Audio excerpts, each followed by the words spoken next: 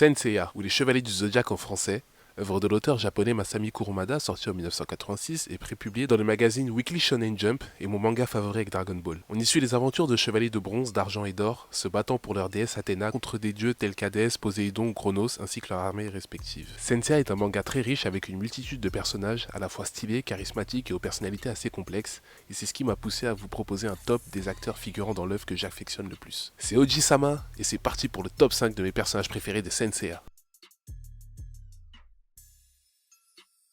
En numéro 5, nous retrouvons Elcid, chevalier d'or du Capricorne, Saint Seiya The Lost Canvas. J'ai tout de suite marché à l'affect avec Elcid. Premièrement car il est le chevalier qui me représente, ouais je suis Capricorne, Et j'ai longtemps été frustré par Shura de la série originale car on ne le voit que très peu dedans. J'ai toujours ce fonctionnement au quotidien de demander aux gens que je rencontre leur signe astrologique pour savoir à quel chevalier ils se réfèrent, et j'ai à cœur d'avoir un bon représentant pour celui qui me concerne. Il est donc le chevalier d'or du Capricorne qui a précédé Shura, et il a aussi vécu la guerre sainte entre Hadès et Athéna du XVIIIe siècle, aux côtés de Doko Ishion. Alors Elcid, c'est vraiment la définition même du Capricorne. Il est sérieux, traditionnaliste, réfléchi, appliqué. On le voit dans la série s'entraîner seul, dans son coin, de manière intensive, à perfectionner sa technique Excalibur. Il dit lui-même qu'il veut affûter son âme, telle une épée indestructible. Elcid, c'est une loyauté sans faille envers Athéna, et son amitié envers Sisyphe du Sagittaire dont il part sauver l'âme en affrontant les 4 dieux du monde des rêves, seul d'ailleurs, et pour moi l'une des plus belles de la saga Saint Seiya. C'est un homme froid et distant au premier abord, on le voit dans le fait qu'il n'emmène jamais ses disciples Tsubaki, Lakai et Rusk avec lui lors de ses aventures. J'insiste encore sur le thème traditionnaliste que j'ajoute avec le mot implacable. Je pense à la fois où il allait exécuter un de ses élèves Paka qui voulait s'enfuir du sanctuaire de peur de ne pas pouvoir assumer la responsabilité d'être un chevalier. D'ailleurs, ce dernier peut vraiment remercier Sisyphe de s'être interposé à ce moment-là parce que le pauvre, il allait se faire décapiter sans rien pouvoir faire. J'ai beaucoup accroché avec ce personnage grâce à sa personnalité et sa détermination. Je ne lui trouve pas un chara-design très transcendant non plus, et j'aurais aimé le voir un peu plus dans la série, même si son passage a contribué à bien mettre en valeur le signe du Capricorne.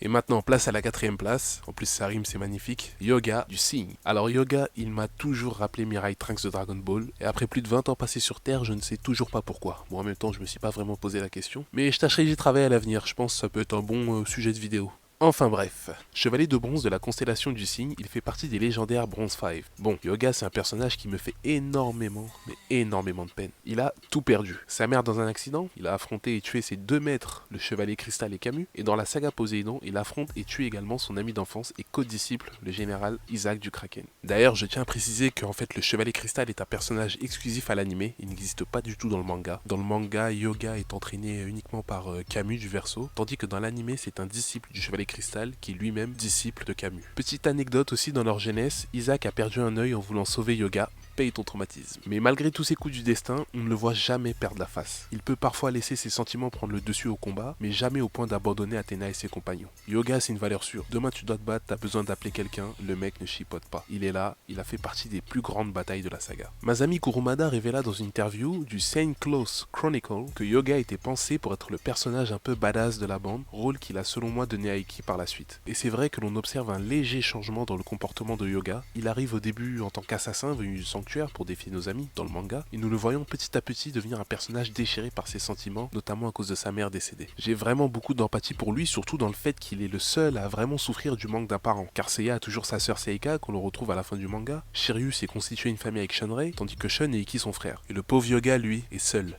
C'est un personnage froid, mais contrairement à Elcid qui est assez dur et implacable, Yoga paraît plus triste. Sinon, niveau design, vraiment, je kiffe. Yoga c'est le beau gosse du groupe, il a tellement d'allure avec l'armure du cygne, surtout la V2, qui porte durant les arcs Asgard et Poséidon, et qui est la plus belle à mes yeux. Bon, sans compter l'armure divine. Voilà, c'est tous ces points qui font de lui un bon numéro 4 dans ce top. Maintenant place au numéro 3, celui qui va ouvrir le podium, et qui est aussi le seul dieu de mon top. On va parler de Abel. Mon cosmos va donc se diriger vers les esprits du mal qui essaient de m'atteindre. Je sais que je ne risque absolument rien. En d'autres termes, je suis protégé par le Dieu suprême. Oh, en fait, je suis le Dieu suprême, et personne ne peut se hasarder à lever la main sur moi sans être puni.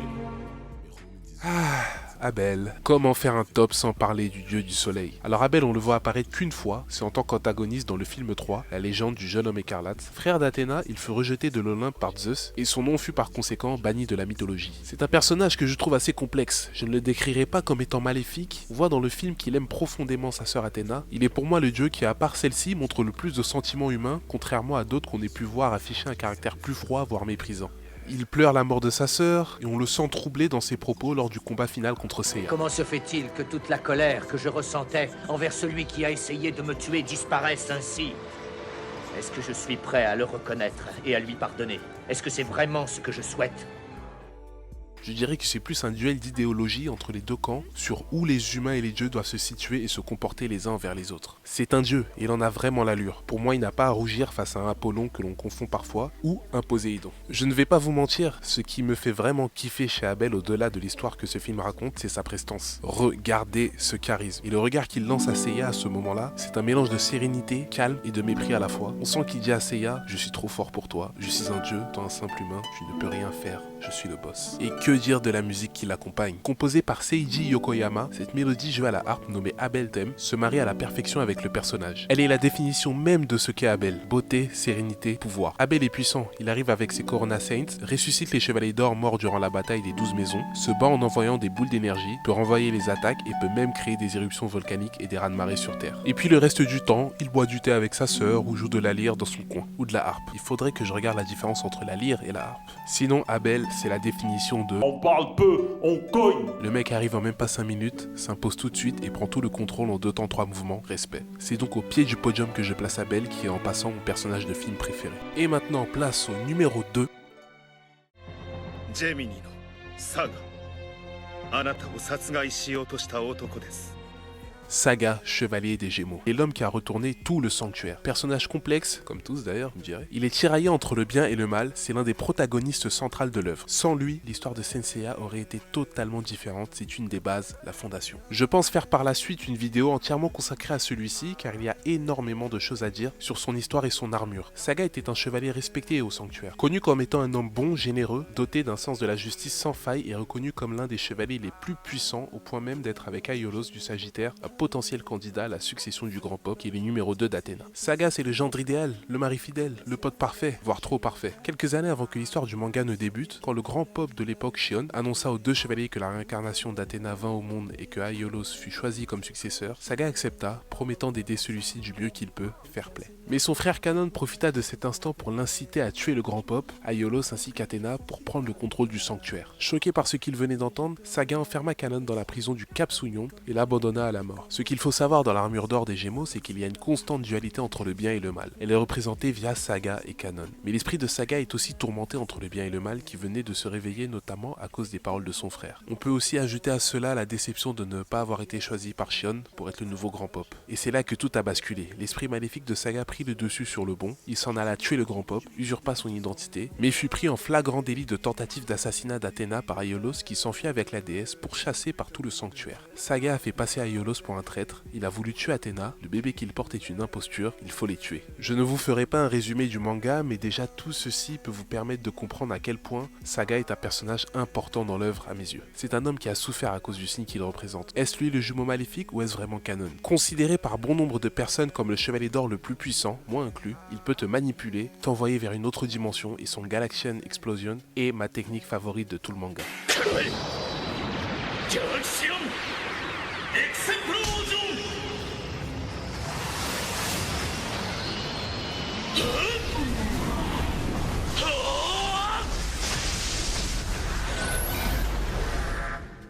Le côté maléfique prit le dessus la plupart du temps, mais il arrive au bon Saga de refaire surface par moments, notamment lorsque Seiya se présenta à lui lors de la bataille du sanctuaire. Il eut la chance de se repentir auprès d'Athéna après son combat contre Seiya, et c'est avec le cœur léger qu'il tirera sa révérence. Mu le dit même à sa mort que c'est sans doute la personne qui a le plus souffert dans toute cette histoire. Saga est de nature sérieuse, c'est un leader dans l'âme, on le voit dans la partie sanctuaire de la saga Hades, où il est à la tête du trio qu'il forme avec Shura et Camus. Je suis persuadé qu'il aurait fait un excellent grand pop s'il n'était pas gêné par son côté maléfique. Alors du côté du chara-design, j'aime ce changement flagrant qu'on a entre le bon et le mauvais Saga. Dès lors qu'une personnalité prend le dessus sur l'autre, la couleur de ses cheveux et ses yeux se mettent à changer. Il affiche toujours un air sérieux et sûr de sa puissance et de ses capacités.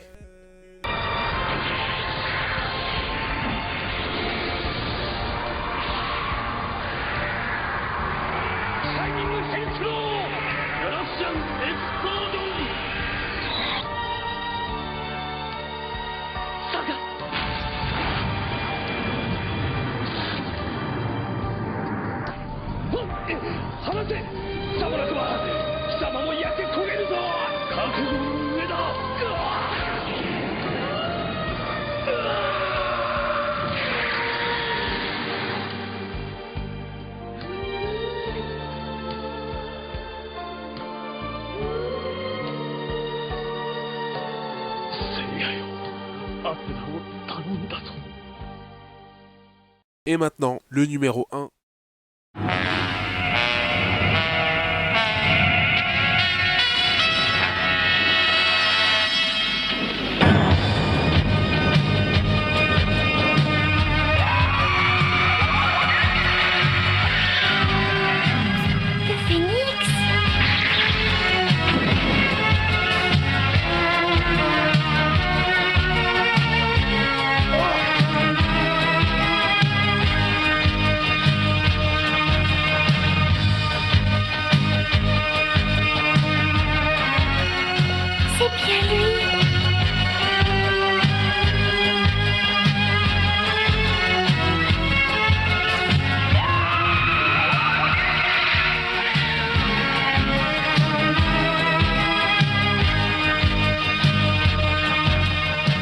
Mais c'est toi, mon frère. Je te croyais mort.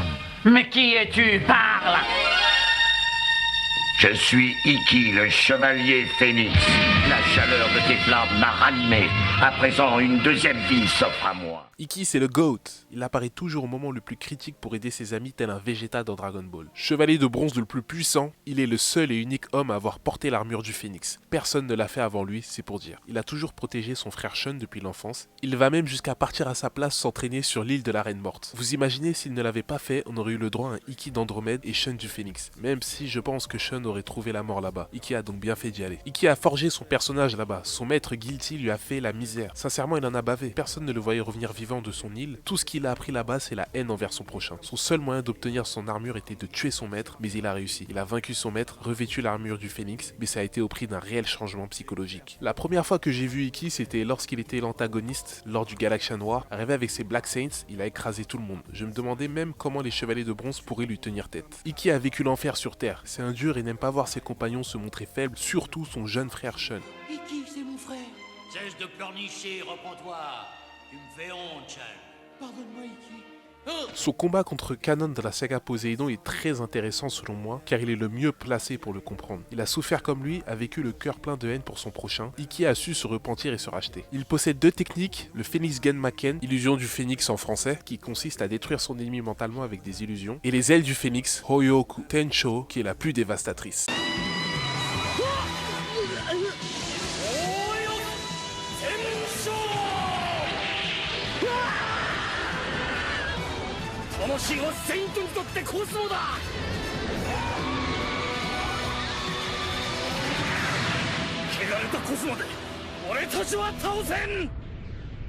Ikki, c'est le genre de personnage que j'aime dans tous les mangas. Solitaire, charismatique, sombre, il ne se laisse pas submerger par ses émotions. Il a un parfait contrôle sur lui-même. Lorsqu'il arrive au combat, il n'a pas de temps à perdre. Il attaque à fond tout de suite. Plus tôt il en finit, mieux c'est. Le mythe de l'armure du Phénix joue beaucoup sur ma préférence envers celui-ci. Personne ne l'a porté auparavant et sa capacité à se régénérer est incroyable. Et je me suis toujours demandé si Ikki pouvait pour le coup être immortel, car comme on le dit, le Phénix renaît toujours de ses cendres. Et voilà, c'est la fin de ce top. Je ne suis pas une personne qui a l'habitude de classer les choses. J'ai mon personnage favori, mais je me suis jamais vraiment posé la question sur qui suivait derrière. On a tous des personnages qu'on apprécie plus ou moins dans une œuvre, sans vraiment leur donner un ordre de préférence, et c'est ce que j'ai voulu faire avec ce top. J'espère que ce top vous a plu, j'ai pourtant l'habitude d'en regarder sur YouTube, j'aime savoir ce que les gens aiment et leurs arguments, et c'est vrai qu'une fois tourné vers nous-mêmes, c'est beaucoup plus compliqué. C'était dur, j'ai dû parfois batailler sur certains personnages, à savoir si je les incorporais ou non dans mon top, si j'en aime autant que je pense et pourquoi. Et c'est un exercice que je vous propose de faire également en commentaire. Donnez-moi vos 5 personnages favoris de Senseiya. J'établirai un classement général qui nous permettra d'avoir une tendance et on pourra débattre là-dessus. Commentez, likez, j'aimerais avoir vos avis sur mes vidéos, je reviendrai très vite en tout cas avec du nouveau contenu concernant le monde de l'animation japonaise. C'était Oji-sama et à très vite. J'arrive coup de guitare comme dans Desperado, Pretty Rado et Oji connexion du flow. Elle voit flou quand je sors le recuit, j'ai le niveau déjà devant ce game, je suis perçu comme le fléau. Rodriguez Antonio de Medellin, mon ventre a grossi pourtant je vois pas de ligne. Mago est sexy, elle a la